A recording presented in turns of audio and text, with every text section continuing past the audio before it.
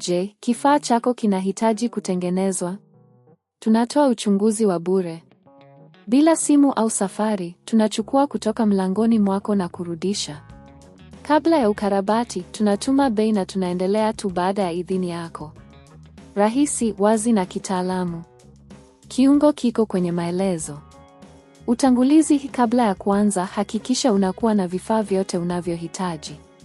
Hii ni pamoja na screwdriver ya nyota, kifuniko kipya cha kibodi na umeme wa kutosha kwenye laptop yako. Pia ni vyema kufanya uchunguzi wa bure ili kubaini hitilafu yoyote kwenye kibodi yako ya sasa. Kuweka msingi. Zima kompyuta yako na uondoe betri ikiwa ni lazima.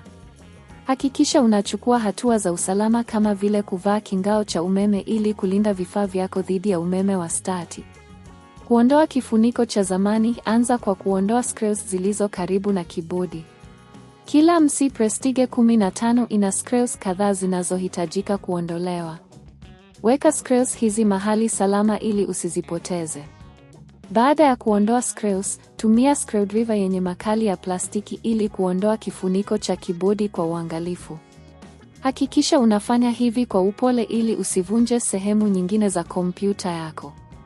Kuangalia kiunganishi. Mara baada ya kuondoa kifuniko cha zamani, angalia kiunganishi cha kebo ya kibodi. Hakikisha inaonekana kuwa katika hali nzuri bila uharibifu wowote. Ikiwa unakutana na matatizo, inaweza kuwa vyema kuwasiliana na huduma ya kitaalamu au kufanya uchunguzi wa bure kabla ya kuendelea. Kuweka kifuniko kipya. Chukua kifuniko kipya cha kibodi na uunganishe kebo yake kwenye kiunganishi. Hakikisha umefanya hivi kwa usahihi.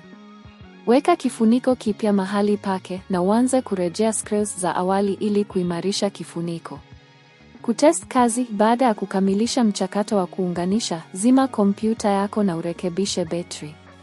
Zima na uzindua kompyuta yako ili kuhakikisha kibodi inafanya kazi vizuri. Jaribu kila funguo na uone kama zinajibu kwa usahihi.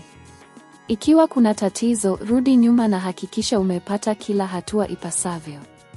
Kusaidia wateja. Ikiwa huwezi kujiamini kufanya mchakato huu, tunapendekeza kutafuta huduma ya kuchukua nyumbani ambayo itakusaidia.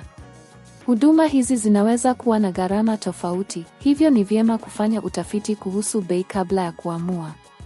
Kuwa na uhakika wa kuchagua huduma inayotambulika na inayofanya kazi kwa ufanisi. Hitimisho. Kufanya mabadiliko ya kibodi ni mchakato rahisi ikiwa utafuata hatua hizi kwa makini.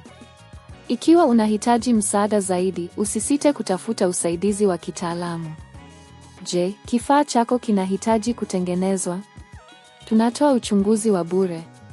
Bila simu au safari, tunachukua kutoka mlangoni mwako na kurudisha.